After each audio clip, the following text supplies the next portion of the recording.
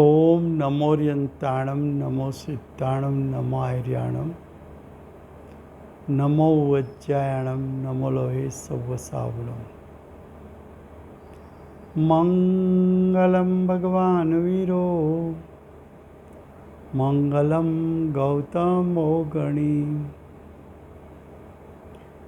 मंगलम कुंद कुंदार्यो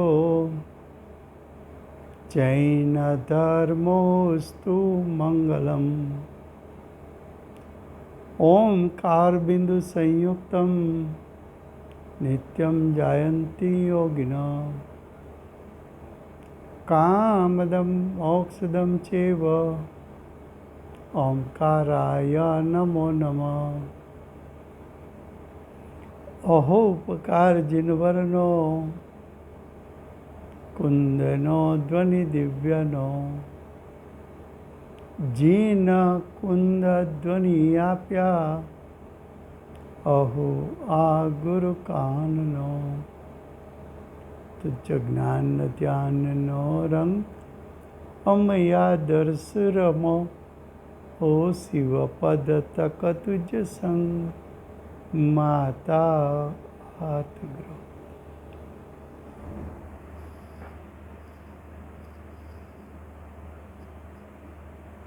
આ અષ્ટપાહુ નામનું અધ્યાત્મશાસ્ત્ર છે. આચાર્ય ભગવંતે ત્રીજો અધિકાર ચારિત્ર પાહુની રચના કરી છે. ચારિત્ર પાહુડમાં આચાર્ય ભગવાન માંગલિક કરી અને પ્રતિજ્ઞા કરે છે.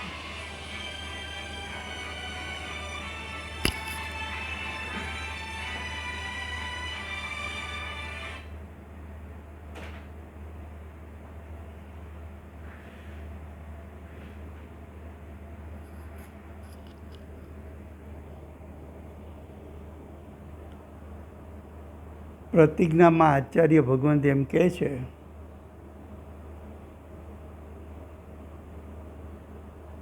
કે સમ્યક દર્શન સમ્યક જ્ઞાન વગર ચારિત્ર હોતું નથી. સમ્યક ચારિત્ર એ જીવના પરિણામ છે. ચારિત્ર એને કહેવાય કે જેની આરાધનાથી મોક્ષની પ્રાપ્તિ થાય. એ ચારિત્ર બે પ્રકારના છે. સમ્યક ચરણ ચારિત્ર અને સંયમ ચરણ ચારિત્ર. એમાં સમ્યક ચરણ ચારિત્ર એ વિષય ચાલે છે. ગાથા 14 એનું હેડિંગ છે હવે કહે છે કે. હવે કહે છે એટલે શું? તો કે પૂર્વ ગાથામાં અમે કહ્યું છે કે કુદર્શન 8 પ્રકારના પેટાભેદ 363.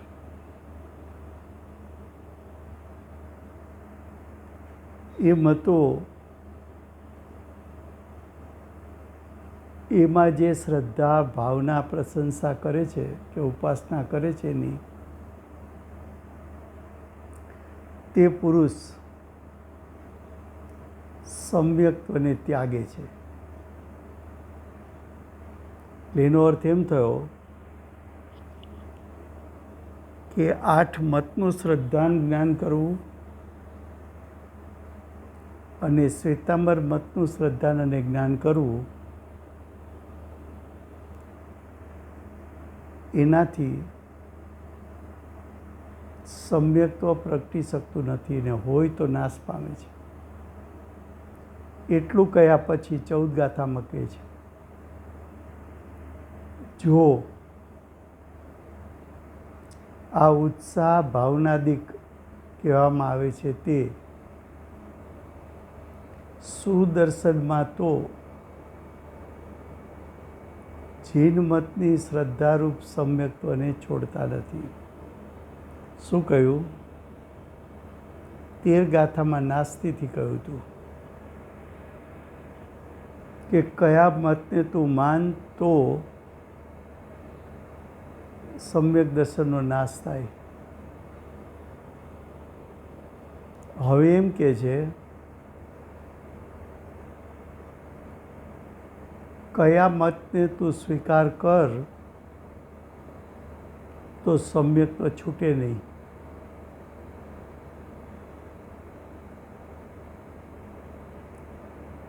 તો એમાં એમ કહે છે સુદર્શનમાં, સુદર્શન એટલે સમ્યક દર્શન, સુદર્શન એટલે સમ્યક મત,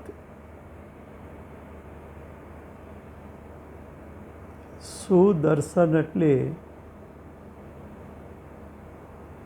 સમ્યક શ્રદ્ધાન.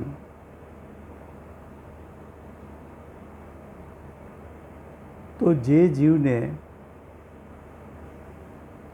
સુદર્શનમાં ઉત્સાહ હોય, સુધર્મની ભાવના હોય, તો જીન મતની શ્રદ્ધારૂપ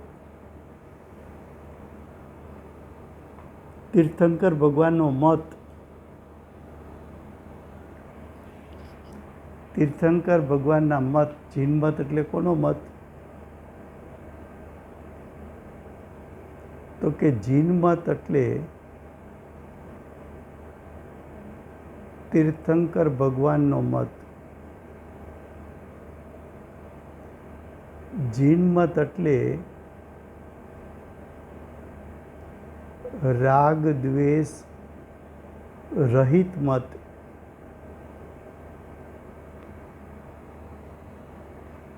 વસ્તુનું યથાર્થ સ્વરૂપ સમજીને એનું શ્રદ્ધાન કરવું, એને જીન મત કહો. તો કે છે કે ઉત્સાહ ભાવનાદિક કહેવામાં આવે છે તે સુદર્શનમાં હોય છે. જીન મતની શ્રદ્ધારૂપ સમ્યક્ત્વને છોડતા નથી. તીર્થંકર પરમાત્માના ઉપદેશ પ્રમાણે શ્રદ્ધાન અને પ્રતીતિ હોય તો સમ્યક્ત્વ નાશ પામતું નથી, સમ્યક્ત્વ છૂટી જતું નથી. એ વાતને સમજાવવા માટે ગાથા 14 એના શબ્દ છે સદદર્શને ઉત્સાહ શ્રદ્ધા ભાવના સેવા અને સ્તુતિ જ્ઞાન માર્ગથી જે કરે છોડે ન જીન સમ્યક્ત્વને.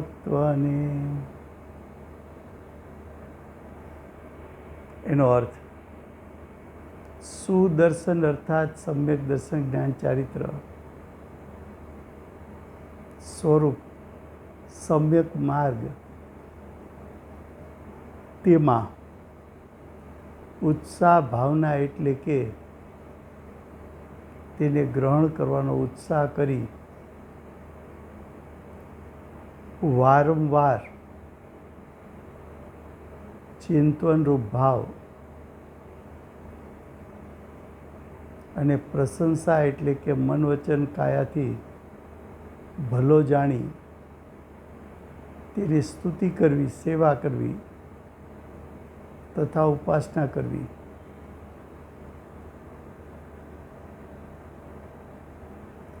એનું પૂજન કરવું, શ્રદ્ધા કરવી. આ પ્રમાણે જ્ઞાન માર્ગથી તેમને યથાર્થ જાણી જે પુરુષ તેનું અનુકરણ કરે છે તે જીન મતની શ્રદ્ધારૂપ સમ્યક્ત્વને છોડતા નથી. શું કહ્યું? સૌથી પહેલું એ કહ્યું કે સુદર્શન, સુદર્શનનો એક અર્થ છે સમ્યક દર્શન.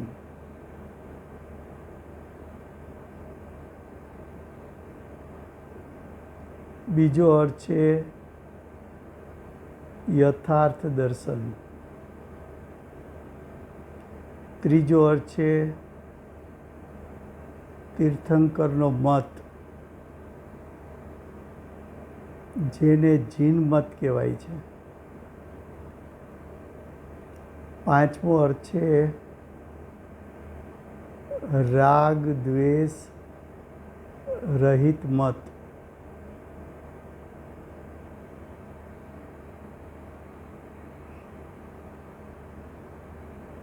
તો સુદર્શન અર્થાત સમ્યક દર્શન જ્ઞાન ચારિત્ર સ્વરૂપ, સમ્યક માર્ગ. સમ્યક દર્શનનો બીજો અર્થ કર્યો સમ્યક માર્ગ, સાચો માર્ગ. માર્ગ એટલે મોક્ષ માર્ગ, એટલે સમ્યક મોક્ષ માર્ગ. તેમાં બીજા કોઈનામાં નહીં. તેમાં એટલે સમ્યક દર્શનમાં,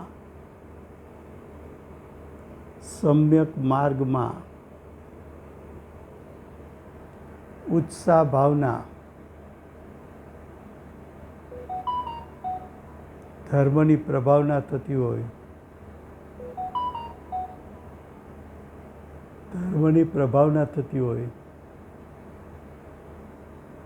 ઉત્સાહ ભાવના એટલે કે તેને ગ્રહણ કરવાનો ઉત્સાહ કરી વારંવાર ચિંતનરૂપ ભાવ અને પ્રશંસા એટલે કે મન વચન કાયથી ભલો જાણી તેની સ્તુતિ કરવી, સેવા તથા ઉપાસના કરવી, પૂજન આદિ કરવા અને શ્રદ્ધા કરવી.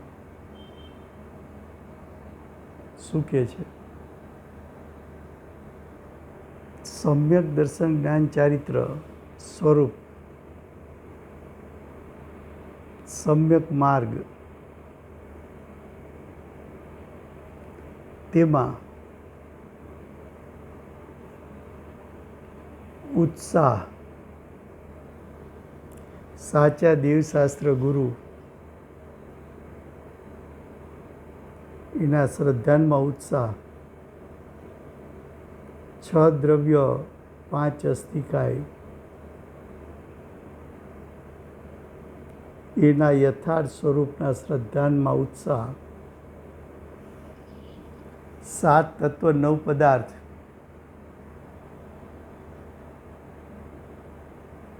એ વિષય સમજવા માટેનો ઉત્સાહ અને ભાવના.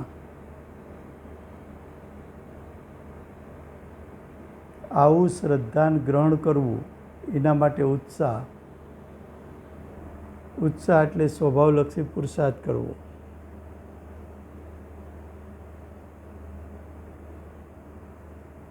સ્વભાવલક્ષી પુરુષાર્થ. સ્વભાવલક્ષી પુરુષાર્થ કરે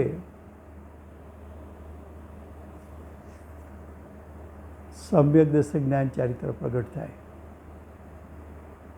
હજી કે છે વારંવાર ચિંતનરૂપ ભાવ. એક વખત યથાર્થ શ્રદ્ધાન થયું તો શ્રદ્ધાન સમ્યક થતાં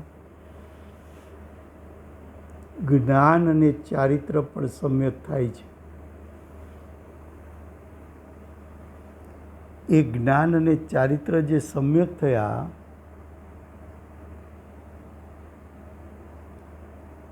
એટલે કે એક વખત દ્રષ્ટિ અને ઉપયોગે જ્ઞાયકનો સ્વીકાર કર્યો તે પછી દ્રષ્ટિ તો જ્ઞાયકમાંથી હલતી ચલતી નથી. ઉપયોગ કદાચ બહારમાં જાય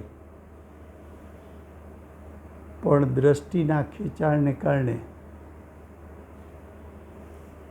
ઉપયોગ બહારથી પલટીને પાછો સ્વભાવ સન્મુખ થાય, તો દ્રષ્ટિ અને ઉપયોગને જ્ઞાયકને ગ્રહણ કરવા એનો પુરુષાર્થ કરી વારંવાર ચિંતન રૂપે ભાવને પ્રગટ કરી મનથી, વચનથી, કાયથી આ ભાવને ભલો જાણી, એટલે કે સમ્યક દર્શન જ્ઞાન ચારિત્ર એને ભલા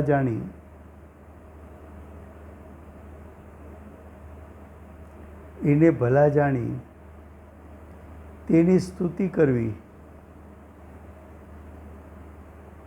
કોની સ્તુતિ કરવી? સમ્યક દર્શન જ્ઞાન ચારિત્ર એની સ્તુતિ કરવી. તો સમ્યક દર્શન જ્ઞાન ચારિત્ર એની સ્તુતિ તો ત્યારે કરી કહેવાય કે તારું દર્શન જ્ઞાન ચારિત્ર સ્વભાવના લક્ષ્ય ઉત્પન્ન થાય. આવા સમ્યક દર્શન જ્ઞાન ચારિત્રની સ્તુતિ કરી પછી સેવા કરવી. સેવા કોની કરવી? સમ્યક દર્શન પ્રાપ્ત જીવની, એટલે કે જ્ઞાનીની, તથા તેની ઉપાસના કરવી.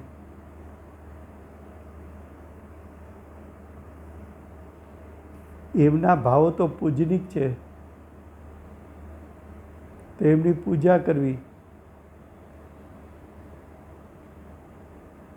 આ પ્રમાણે જ્ઞાન માર્ગથી તેમને યથા જાણી વસ્તુના સ્વરૂપને જાણ, ન્યાયયુક્તિને જાણ, શ્રદ્ધા શું છે, જ્ઞાન શું છે, ચારિત્ર શું છે, દર્શન જ્ઞાન ચારિત્ર છે, એનું સ્વરૂપ સમજ્યા પછી એને પ્રાપ્ત કરવાનો ઉલ્લાસ બતાવ, એનો પુરુષાર્થ કર. આ પ્રમાણે જ્ઞાન માર્ગથી તેને યથાર્થ જાણી જે આત્મા તેનું અનુકરણ કરે છે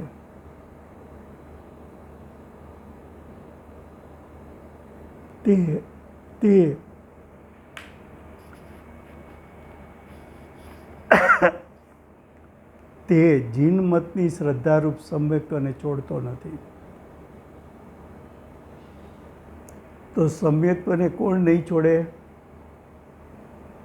તો કે એક તો જીન માર્ગની શ્રદ્ધાવાળો હોવો જોઈએ, એટલે કે એની શ્રદ્ધા સમ્યક હોવી જોઈએ. એ જીવ સમ્યક એટલે કે જીન માર્ગનો મતનો હોવો જોઈએ. જીન માર્ગમાં જે વેશ બતાવ્યો છે કે વસ્ત્ર રહિત મુનિપણું, એનો સ્વીકાર હોવો જોઈએ. આવા જીન માર્ગની કોઈ પણ પ્રકારની પ્રભાવના આદિ થતા હોય તો એનો ઉત્સાહ અને અંતરંગમાં સમ્યક દર્શન જ્ઞાન ચારિત્ર પ્રગટ કરવાનો ઉત્સાહ એમાંય પાછો પડતો નથી.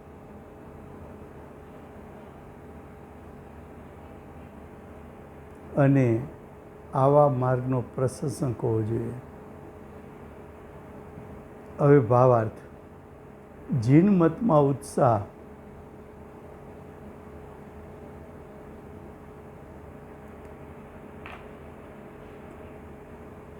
રાગ દ્વેષ રહિત મતમાં ઉત્સાહ, રાગ દ્વેષ રહિત માર્ગમાં ઉત્સાહ, આવા માર્ગની ભાવના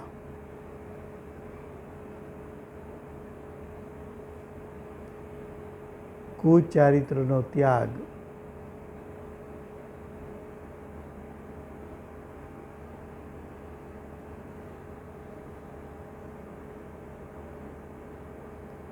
પછી આવા માર્ગની પ્રશંસા,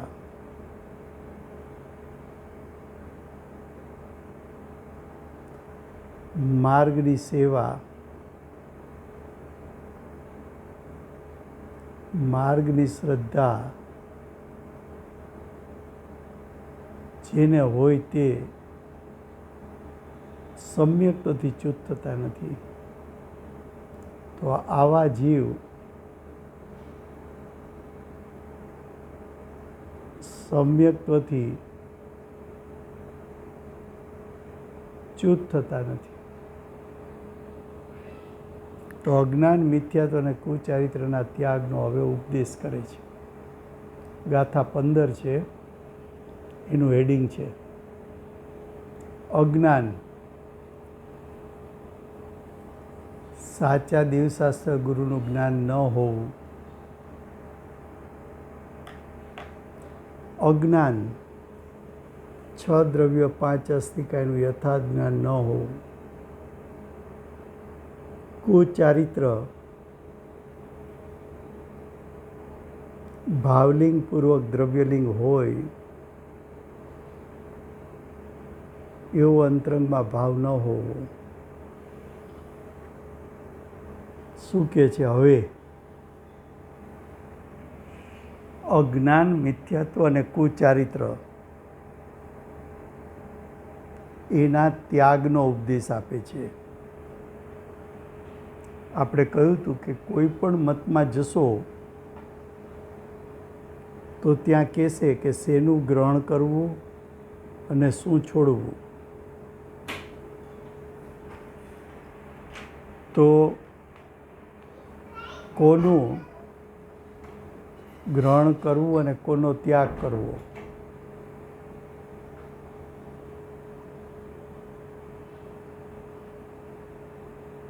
તો કે અજ્ઞાનનો ત્યાગ કરવો,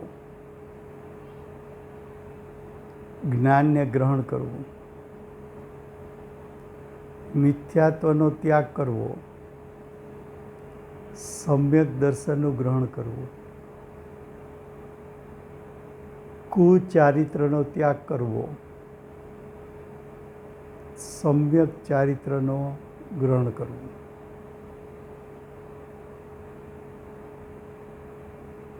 નાસ્તિથી પહેલાં એમ કહ્યું કે અજ્ઞાન તારી દશામાં છે તો અજ્ઞાનનું સ્વરૂપ પહેલાં સમજી લે, સમજીને પછી ત્યાગ કર. મિથ્યાત્વ શું છે એના સ્વરૂપને પહેલાં સમજી લે, પછી એનો ત્યાગ કર. કુચારિત્ર શું છે એને પહેલાં સમજી લે, પછી એનો ત્યાગ કર.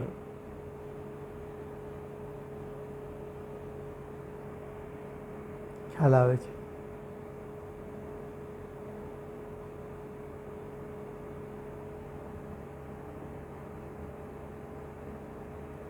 તો ગાથા 14નું આ હેડિંગ છે. 3નો ત્યાગ બતાવ્યો. અજ્ઞાન હે છે, મિથ્યાત્વ હે છે, કુચારિત્ર હે છે. જ્યારે આનો ત્યાગ બતાવ્યો તો ગ્રહણ કોને કરવું? તો કે અજ્ઞાનનો ત્યાગ તો જ્ઞાનને પ્રગટ કરી લે. મિથ્યાત્વનો ત્યાગ તો સમ્યક્ત્વ પ્રગટ કરી લે. કુચારિત્રનો ત્યાગ તો પ્રથમ ભૂમિકામાં સમ્યક ચરણ ચારિત્ર પ્રગટ કરી લે, પછી સંયમ ચરણ આવશે. તો ગાથા 15 એના શબ્દ છે અજ્ઞાનને મિથ્યાત્વ તજલ એ જ્ઞાન સંકિત શુદ્ધને વળી મોહ તજ સારંભ તું લહીને અહિંસા ધર્મને. આચાર્ય કહે છે કે હે ભવ્ય ભવ્ય કેતા સમ્યક દર્શન આદિ ને ગ્રહણ કરવાની લાયકાત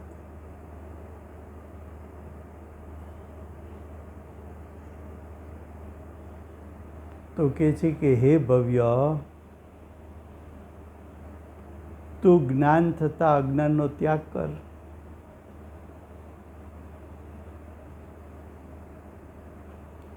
અજ્ઞાન એટલે મિથ્યા જ્ઞાન,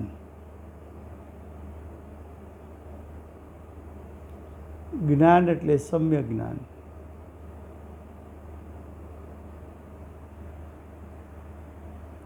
વિશુદ્ધ સમ્યક થતાં મિથ્યાત્વનો ત્યાગ કર. મિથ્યાત્વનો ત્યાગ એટલે આત્મ સ્વભાવની અપ્રતીતિ. તો આત્મ સ્વભાવની ક્યારેય તે પ્રતીતિ કરી નથી, એને છોડ. પરદ્રવ્યની પ્રતીતિ કરી છે,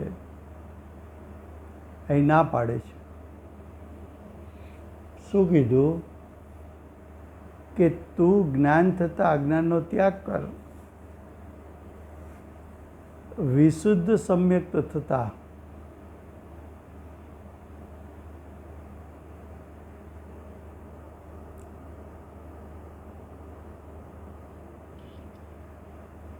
યથાર્થ સમ્યકત્વ પ્રગટ થતાં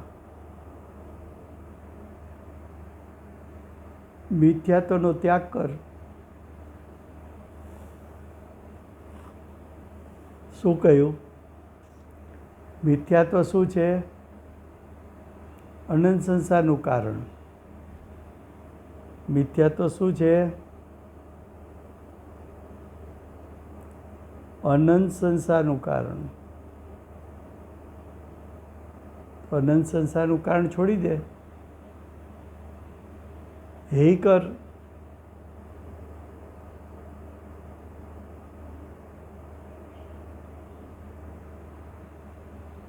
અને અહિંસા લક્ષણ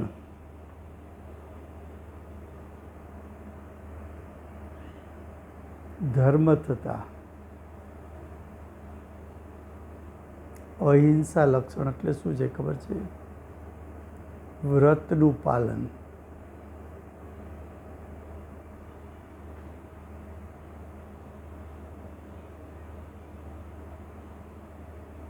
અહિંસા લક્ષણ ધર્મ થતા આરંભ સહિત મોહને છોડ.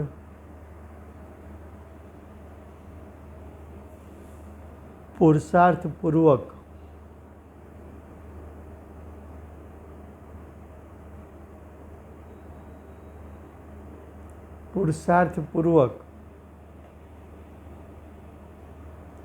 મોહને દર્શન મોહ પહેલાં છોડ, પછી ચારિત્ર મોહ છોડ. ભાવાર્થ: સમ્યક દર્શન જ્ઞાન ચારિત્રની પ્રાપ્તિ થયા પછી મિથ્યા દર્શન જ્ઞાન ચારિત્રમાં ન પ્રવર્તો. શું કીધું? કે સમ્યક દર્શન જ્ઞાન ચારિત્રની પ્રાપ્તિ થયા પછી મિથ્યા દર્શન જ્ઞાન ચારિત્રમાં ન પ્રવર્તો. આ પ્રમાણે ઉપદેશ છે.